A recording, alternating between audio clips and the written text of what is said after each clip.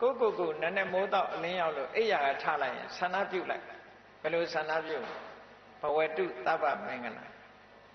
မင်္ဂလာအပေါင်းနဲ့ခမြောင်းပြည့်စုံပါစေကောင်းမြတ်တဲ့မင်္ဂလာတွေကျွန်ုပ်တဏ္ဍာမှာဖြစ်ပါစေအများတ attva တွေမှာလည်းပဲဖြစ်ပါစေဘလောက်ကောင်းတဲ့ဆန္ဒလားနော်သူများကိုနှိပ်စက်ဖို့ပါရလားဒီထဲမှာအလွန်မမြတ်တဲ့စိတ်ဓာတ်လို့ခေါ်တယ်နော်မင်္ဂလာနဲ့ပြည့်စုံပါစေရက္ခန္တုသဗ္ဗဒေဝတာနတ်တွေကအလုံးကိုစောင့်ရှောက်ပါစေဒါလည်းကောင်းတဲ့ဆန္ဒပဲသူစောင့်တာမစောင့်တာကိုယ်နဲ့မဆိုင်ဘူးကိုကစောင့်ပါစေလို့ဒီလိုပြောတာဟုတ်ကဲ့လားဒါကိုပြောမယ်ဆိုရင်နတ်အားကိုးတာလားလို့ဆိုမဟုတ်ဘူးနတ်အားကိုးလို့ပြောတာမဟုတ်ဘူးနတ်တွေကလည်းလောကကိုစောင့်ရှောက်တာတွေရှိတယ်ပေါ့အဲ့ဒါလို့စောင့်ရှောက်တာတွေရှိလို့နတ်တွေကအမှတ်တမဲ့မနေဘဲနဲ့စောင့်ရှောက်ကြပါစေနတ်ကသာစောင့်ရှောက်တာလားဆိုတော့လူချင်းရောမစောင့်ရှောက်ဘူးလားစောင့်ရှောက်တယ်လေအိမ်သားမှာလူတွေမှားသွားတာအိမ်ကိုကြည့်လိုက်စမ်းပါလို့ဆိုကြည့်မပေးဘူးလားဆိုင်လေးကြည့်လိုက်စမ်းပါဆိုဒါစောင့်ရှောက်ပေးတယ်လို့ခေါ်တာပဲအကြောင်းကိစ္စရှိလို့ရှင်သတင်းပို့ပေးတယ်ဟောဒါစောင့်ရှောက်တယ်လို့ခေါ်တာပဲအဲ့တော့လူချင်းလည်းမေတ္တာရှိရင်စောင့်မေတ္တာမရှိရင်ဒီတိုင်းကြည့်နေမှာပဲဩနတ်တွေကိုလည်းပဲကိုကမေတ္တာရှိအောင်မေတ္တာပွားပြီးတော့ထားရင်နတ်တွေရဲ့စောင့်ရှောက်မှုရောမခံရဘူးလားဒါကလောကရဲ့သဘာဝပဲနော်ကိုနဲ့ခင်မင်နဲ့မေတ္တာရှိတဲ့ပုဂ္ဂိုလ်ဆိုလို့ရှိရင်ကိုကိစ္စကိုလာလုပ်ပေးမှာပဲအဲ့တော့နတ်တွေကလည်းကိုကမေတ္တာပို့တယ်အမျှဝေတယ်ဆိုတော့သူတို့ကလည်းကိုယ့်ဘောမှာခင်မင်ကြတယ်ခင်မင်တော့စောင့်ရှောက်ပါသေးဆိုတော့လူတွေမသိလိုက်တဲ့ကိစ္စကိုနတ်ကနေထိန်းသိမ်းစောင့်ရှောက်ပေးလိုက်တယ်ပေါ့ဒါမျိုးဆိုလိုတာနော်ကြည့်ပါလားဒီပကံရာဇဝင်ကိုကြည့်မယ်ဆိုလို့ရှိရင်ကျန်စစ်မင်းကျန်စစ်သား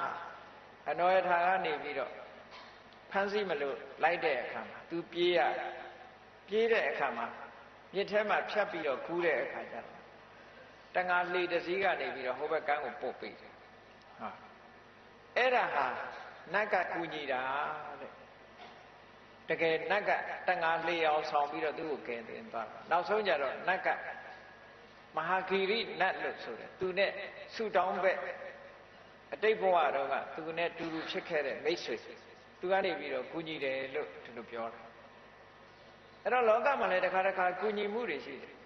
အဲ့တော့ကူညီတယ်ဆိုတာနတ်ကြီးကအချွန်တက်နဲ့ဆင်းလာပြီးဒီလိုကူတာမဟုတ်ဘူးအဲ့ဒါလို့ဆိုရင်လည်းလူကကြောက်ပြီးတော့ပြေးမှာလေနတ်မြင်လူကမကြောက်ဘူးမထင်နဲ့ကြောက်ပြီးပြေးမှာပဲအဲ့ဒါကြောင့်မလို့နတ်မြင်တဲ့အခါကျတော့လူတွေဟာကြောက်လာမှာဆိုတော့နတ်တွေကလည်းလူတွေကိုကူညီတဲ့အခါမှာ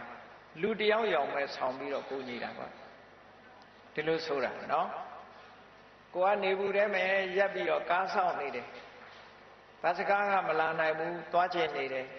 သို့တော့အနန္တဖြတ်သွားတဲ့ကားတစ်စီးကလူကြုံလို့တင်သွားတယ်ဆိုတာတွေရောမကြုံတတ်ဘူးလား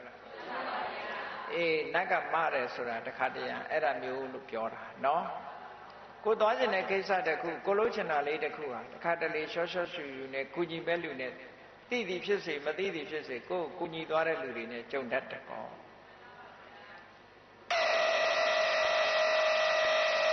အဲ့လိုဆိုလိုတာနော်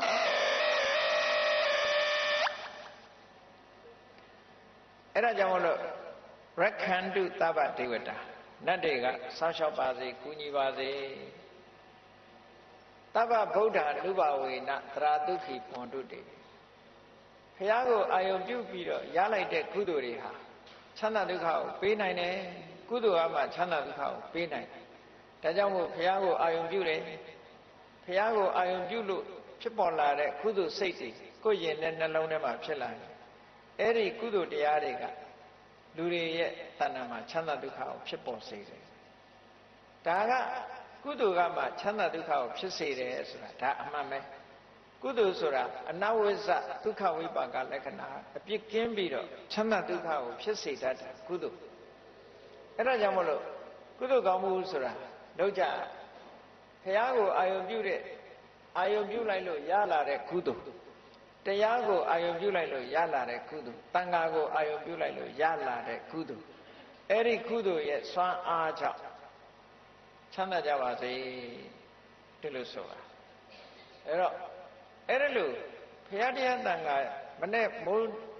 လင်းတဲ့အချိန်လေးမှာဘုရားတရားတန်ခါယရဏသုံးပါးကိုအာရုံပြုလိုက်မယ်ဆိုရင်မင်္ဂလာတွေလည်းဖြစ်လာမယ်နတ်တွေကလည်းကိုယ်ဆောက်ရှောက်လာမယ်ချမ်းသာဒုက္ခဆိုတာလည်းရလာနိုင်တယ်လို့အကြောင်းတရားတွေကိုပြောပြမလို့ရင်တော့မရဘူးပေါ့နော်ကိုယ်တဏ္ဍာမှာကောင်းကျိုးချမ်းသာကိုလိုချင်ရင်ကောင်းကျိုးချမ်းသာရခြင်းရဲ့အကြောင်းကိုလုပ်ရဒါကတော့သဘာဝပဲလေဒါကတော့သဘာဝမလုံးလို့ကတော့ဘာမှမရဘူးဆိုတာသိချတာပေါ့